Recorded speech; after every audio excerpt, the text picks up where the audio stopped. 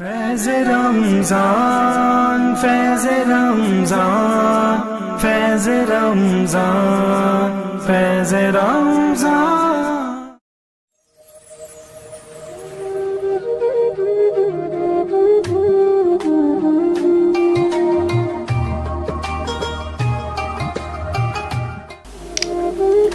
بسم اللہ الرحمن الرحیم۔ الصلاۃ والسلام علیک یا سیدی یا رسول اللہ وعلی آلک واصحابک یا سیدی یا حبیب اللہ۔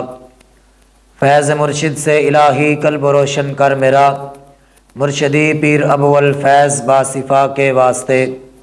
قبر و حشر میں نور کی خیرات ہم کو کر عطا، مرشدی مخدوم نور المجتبیٰ کے واسطے۔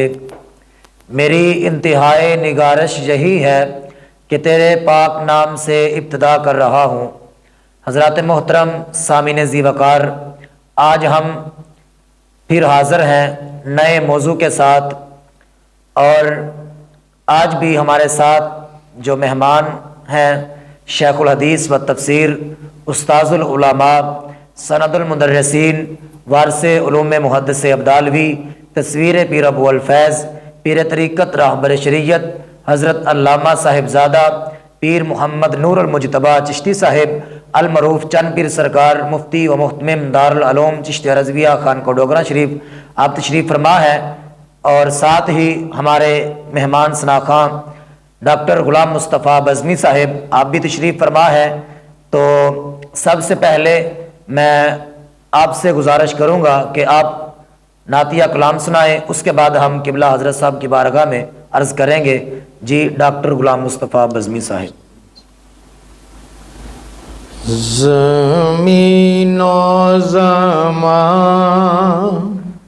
سبحان اللہ تمہارے لیے، مکین و مکان تمہارے لیے، چونی نو چونا تمہارے لیے، بنے دو جہاں تمہارے لیے، دہن میں زبان تمہارے لیے، بدن میں ہے جان تمہارے لیے، سبحان اللہ دہن میں زبان تمہارے لیے، بدن میں ہے جان تمہارے لیے، ہم آئے یہاں تمہارے لیے، اٹھیں بھی وہاں تمہارے لیے، ہم آئے یہاں تمہارے لیے، اٹھیں بھی وہاں تمہارے لیے، سبحان اللہ۔ اشارے سے چاند چیر دیا، چھپے ہوئے خور کو پھیر لیا، اشارے سے چاند چیر دیا،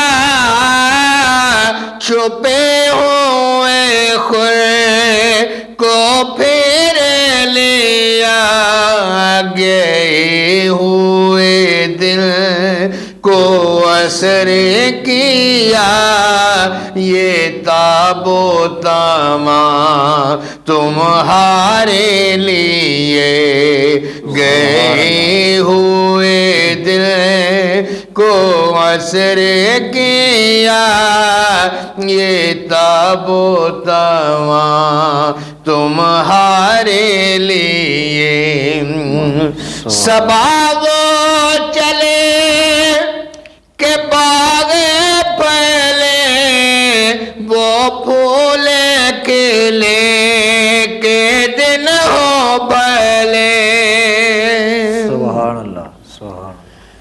سباب چلے کہ باغ پھلے وہ پھولے کھلے کہ دن ہو بلے لیوا کے تلے ثنا میں کھولے رضا کی زبان تمہارے لیے لیوا کے تلے ثنا میں کھولے رضا کی زبان تمہارے لیے ہم آئے یہاں تمہارے لیے اٹھیں بھی وہاں تمہارے لیے. ماشاءاللہ سبحان اللہ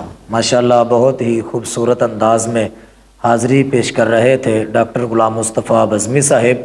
تو اب ہم اپنے شیخ کامل کی طرف بڑھتے ہیں اور آپ کی بارگاہ میں عرض کرتے ہیں کہ روزے کی احتیاط کے بارے میں کچھ ارشاد فرمائیں.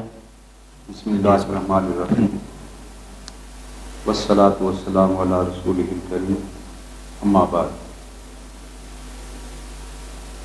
آج 2 رمضان المبارک روزے کی حالت میں کچھ احتیاطوں کی ضرورت ہوتی ہے. اگر ان کی پاسداری نہ کی جائے تو پھر روزے کو نقصان پہنچ سکتا ہے. جس طرح زبان کا روزہ ہوتا ہے، پیٹ کا روزہ ہوتا ہے، اس طرح نگاہوں کا بھی روزہ ہوتا ہے. زبان کا بھی روزہ ہوتا ہے کلام کے لحاظ سے، اور ہاتھ پاؤں کا بھی روزہ ہوتا ہے. جس طرح کھانے پینے سے پرہیز کرتے ہیں، اس طرح نگاہ کا غلط استعمال بھی روزے کو نقصان پہنچاتا ہے. نگاہ کا بھی روزہ ہوتا ہے. نگاہ کا پاک ہونا بھی ضروری ہے. ڈاکٹر اقبال نے بھی اسی لیے فرمایا کہ زبان سے کہہ بھی دیا لا الہ تو کیا حاصل، دل و نگاہ مسلمان نہیں تو کچھ بھی نہیں. تو روزے کی حالت میں اپنی نگاہ کو حرام چیزوں سے محفوظ رکھنا بھی ضروری ہے. دوسرے نمبر پر جس طرح اپنی زبان کو کھانے پینے سے بچائے رکھتے ہیں، اسی طرح زبان کی جھوٹ سے پرہیز بھی ضروری ہے. اور اپنی زبان سے کسی مسلمان بھائی کا، برادری کا، دوستوں کا، ہمسایوں کا گلہ کرنا بھی روزے کے لیے نقصان دہ ثابت ہو سکتا ہے. تو اس لیے زبان کا لقمے سے پاک ہونا بھی ضروری ہے، جھوٹ سے پاک ہونا بھی ضروری ہے، غیبت سے پاک ہونا بھی ضروری ہے. اور ایسے لفظ زبان سے ادا کرنا، گالی گلوچ وغیرہ، کہ جس سے زبان آلودہ ہو جاتی ہے، اس سے روزہ مکروہ ہو جاتا ہے. ان چیزوں سے روزے کا جو اجر و ثواب ہے یا روزے کی جو فضیلت ہے اس میں کمی آ جاتی ہے. اسی طرح اپنے ہاتھوں کا استعمال نیک کاموں کے لیے ہو تو صاف ظاہر ہے کہ روزے کی برکتیں حاصل ہوں گی. اور اگر ان ہاتھوں کا چوری وغیرہ کے لیے، غلط کاموں کے لیے استعمال کریں گے تو پھر روزہ نہیں رہے گا. اسی طرح پاؤں، ان کا چلنا اللہ رسول کی طرف ہو، نیکی کی طرف ہو، یا رزق حلال کمانے کی طرف ہو، پھر تو ٹھیک ہے. لیکن اگر پاؤں کا استعمال چوری وغیرہ کے لیے یا کسی گناہ کی غرض سے یا کسی مکروہ چیز کے لیے، ان ساری چیزوں کا روزے پر بھی اثر پڑتا ہے. تو پھر روزہ ان احتیاطوں پر عمل کریں گے تو روزہ بھی ہمارا اللہ تعالیٰ کی بارگاہ میں قبولیت کا مقام پائے گا. تو اس لیے ایسی بہت ساری احتیاطیں ہیں کہ روزے کو خراب ہونے سے بچانے کے لیے ان احتیاطوں کو اختیار کرنا ضروری ہے. اور اس کے علاوہ قرآن پاک کی تلاوت و زیارت روزے میں اگر زیادہ نہیں تو کم از کم 1 پارہ روزانہ روزے کی حالت میں سحری کے بعد یا افطاری سے پہلے یا نماز تراویح کے بعد، یہ بھی بہت ساری برکات کے حصول کا ذریعہ ہے. تو اس لیے اپنے آپ کو حرام کاموں سے، مکروہ چیزوں سے روزے کی حالت میں بچا کے رکھیں گے تو ہمارا روزہ اللہ تعالیٰ کی بارگاہ میں قبولیت کا مقام پائے گا۔ اور روزے کے طبی فائدے، اس کے بارے میں بھی سوال کیا گیا ہے۔ دیکھیں، ہم مسلمان ہونے کی حیثیت سے روزے کی فرضیت پر ایمان رکھتے ہیں، لیکن جو مغربی محققین ہیں وہ بھی اسلام کی مختلف تعلیمات پر ریسرچ کرتے ہیں، تحقیق کرتے ہیں، تو بڑے بڑے پھول کھلتے ہیں اسلامی تعلیمات سے، ان کے سامنے بڑے بڑے گلدستے آتے ہیں۔ مثلا ہم تو عبادت سمجھ کے روزہ رکھتے ہیں، لیکن مغربی محققین نے بڑی تحقیق کی ہے اس پر بھی، تو رزلٹ انہوں نے یہ نکالا ہے کہ جس طرح میں نے کل کی ٹرانسمیشن میں عرض کیا تھا کہ بڑی مدت کے بعد جب بارش ہوتی ہے پتے دھل جاتے ہیں، پہاڑ دھل جاتے ہیں، گرد و غبار دور ہو جاتا ہے، اس طرح انہوں نے رزلٹ یہ نکالا ہے کہ 11 مہینے، سال کے اندر 11 مہینے آدمی اپنی مرضی سے کھاتا پیتا ہے، اور کچھ غذائیں انسان کے لیے فائدہ مند ہوتی ہیں، کچھ نقصان دہ ہوتی ہیں۔ بے شک۔ اسی طرح معدے میں کچھ تیزابیت پیدا ہو جاتی ہے، کچھ ہیٹ پیدا ہو جاتی ہے، اس طرح بہت سی چیزیں، غیر ضروری فاسد مادے بھی جسم میں پیدا ہو جاتے ہیں۔ انہوں نے تحقیق کا رزلٹ یہ نکالا ہے کہ جب 1 مہینہ رمضان المبارک کا مسلمان روزہ رکھتے ہیں تو پورے سال کی جو علائشیں ہیں وہ معدے سے ختم ہو جاتی ہیں۔ اللہ اللہ اللہ، سبحان اللہ۔ لہٰذا معدہ بھی اپنی جگہ پر آ جاتا ہے، جگر بھی اپنی جگہ پر آ جاتا ہے، بلکہ سر سے لے کر پاؤں تک انسان کے بدن کی اصلاح ہو جاتی ہے۔ تو وہ غیر ضروری مادے، فاسد مادے جو جسم میں پیدا ہو جاتے ہیں، روزہ رکھنے سے، سارا دن بھوکا رہنے سے، پھر وہ علائشیں، وہ غیر ضروری اور فاسد مادے ختم ہو جاتے ہیں، تو 11 سال کے لیے پھر انسان کا جسم اوور ہال ہو جاتا ہے۔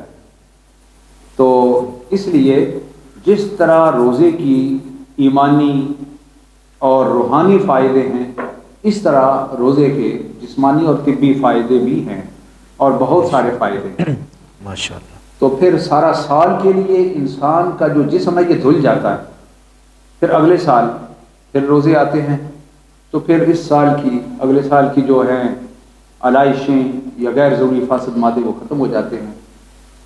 لیکن روزے کی افطاری کے وقت بھی ایک چیز کا خیال رکھنا ضروری ہے، اور وہ یہ ہے کہ سارا دن جب معدہ خالی رہتا ہے، بھوک اور پیاس کی وجہ سے معدہ خالی ہوتا ہے، تو معدے کے اندر ہیٹ پیدا ہوتی ہے خالی ہونے کی وجہ سے، تو جب افطاری کے وقت فوراً برف والا پانی، برف والا دودھ، مشروبات جب استعمال کیے جاتے ہیں، تو پھر آپ نے دیکھا ہوگا کہ کوئلے کے اوپر جب پانی ڈالتے ہیں تو کس قدر حبس بڑاس اوپر اٹھتی ہے۔ تو اس طرح یہ بھی روزے کی حالت میں نقصان دہ ہے کہ یک وقت فوراً سارا دن بھوک پیاس کٹ کے، تو افطاری کے وقت یک دم برف والا ٹھنڈا پانی، ٹھنڈی چیزیں جب معدے میں جاتی ہیں تو وہ کوئلے والا کام ہوتا ہے کہ کوئلے کے اوپر پانی ڈالا جائے تو جو کیفیت ہوتی ہے وہ انسان کی کیفیت ہوتی ہے۔ تو اس لیے افطاری کے وقت بھی پھر جو کچھ چیزیں ایسی ہوتی ہیں جو معدے کے لیے ثقیل ہوتی ہیں، افطاری کے وقت بھی یک وقت اچانک 24 یعنی سارے دن کے بعد وہ ثقیل چیزیں جب معدے میں جائیں گی تو پھر وہ بھی معدے کے لیے نقصان دہ ہوں گی۔ تو معدے کو اور پیٹ کو اپنا سمجھ کے اگر افطاری کریں گے تو نقصان سے بچ جائیں گے۔ تو اس لیے افطاری میں بھی بہت ساری احتیاطوں کی ضرورت ہے۔ تلی ہوئی چیزیں، خاص طور پر فروٹ ہیں، ہر قسم کے فروٹ اللہ تعالیٰ کی نعمت ہیں، افطاری میں وہ استعمال کیے جائیں، لیکن زیادہ برف کا استعمال افطاری کے وقت نہ کیا جائے، تو پھر یہ روزہ پورے سال کے لیے انسان کے بدن کو بیماریوں کے خلاف دفاع مہیا کرتا ہے، اور پچھلے سال کی جو علائشیں اور فاسد مادے جسم میں جمع ہو جاتے ہیں ان کی صفائی کا یہ کام دیتا ہے. روزے کے یعنی پچھلے سال کا بھی روزے جو چیزیں معدے اور جگر میں ہیں ان کا صفایا کر دیتا ہے، تو آئندہ سال کے لیے بھی جسم کو اس قابل بنا دیتا ہے کہ جسم کے اندر یہ صلاحیت پیدا ہوتی ہے کہ وہ بیماریوں کا مقابلہ کر سکے.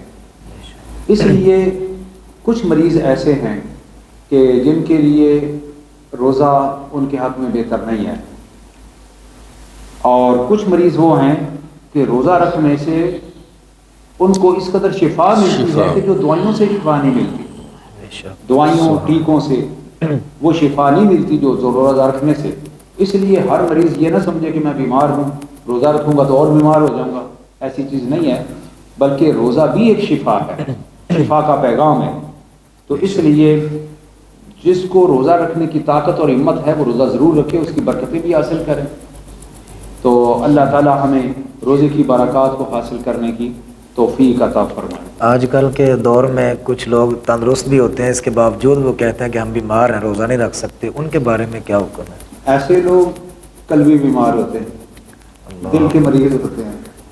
یعنی ایک تو ہوتی ہے نا دل کی وہ بیماریاں جو ڈاکٹروں کی تشخیص میں آتی ہیں جی، اور ایک وہ بیماری ہوتی ہے جو اولیاء اللہ کی نظر کے ذریعے ان کی تشخیص ہوتی ہے کہ اس کا دل بیمار ہے. فی قلوبہم مرض، ان کے دل میں بیماری ہے. روزہ نماز آپ دیکھیں مغربی محققین نے تحقیق کی ہے، اور جو انہوں نے ورزشیں انسان کے وجود کے لیے ضروری قرار دی ہیں ان ورزشوں میں وہ ساری چیزیں ہیں جو نماز میں ہوتی ہیں. سبحان اللہ. یعنی پنجابی میں کہتے ہیں ڈنڈ کڈو جی، بیٹھنا کڈو جی، تو وہ سارے نماز کے اندر فائدے ہیں جی. تو نماز خود ایک ورزش ہے، اسی طرح روزہ بھی ایک ورزش ہے. اپنے آپ کو بیمار سمجھ کے تو معمولی سی سر درد بھی ہو جائے تو کہتے ہیں میں بیمار ہوں روزہ، لیکن روزے کی سعادت برکت ضرور حاصل کریں. اور روزہ بھی سر درد کا بھی علاج ہے. کیوں؟ اس لیے کہ جب معدے میں بوجھ ہوگا تو غبارات دماغ پر پڑیں گے تو سر بھاری ہو جائے گا. اگر روزہ رکھیں گے تو پھر ایسی چیز نہیں ہوگی. روزہ خود شفا ہے، شفا کا پیغام ہے اور ایک علاج ہے. مغربی محققین نے بھی روزے کو ایک علاج قرار دیا ہے. تو نماز، جب نماز کے علاوہ ورزشیں آپ دیکھیں، جتنی بھی ورزشیں مغربی محققین نے یا ہمارے پاکستان میں بھی میڈیا پر بھی جن ورزشوں کی تلقین کی جاتی ہے کہ ایسے ورزش کریں ایسے، وہ ساری چیزیں آپ کو نماز کے اندر نظر آئیں گی. تو اس لیے نماز از خود ورزش ہے، عبادت بھی ورزش ہے، روحانی فائدے بھی ہیں، جسمانی فائدے بھی ہیں. تو روزے کے اندر بھی جسمانی فائدے بھی ہیں، روحانی فائدے بھی ہیں. اور ایک سوال ہمارے پاس آیا ہے کہ نماز تراویح سنت رکعتیں کتنی ہیں؟ کیا 8 رکعتیں پڑھ لینے سے کام چل جاتا ہے؟ اس کی مختصر سی میں وضاحت کرنا چاہتا ہوں. ایک ہے قیام لیل. قیام لیل کا معنی تہجد کی نماز، اور وہ سارا سال کے لیے ہے.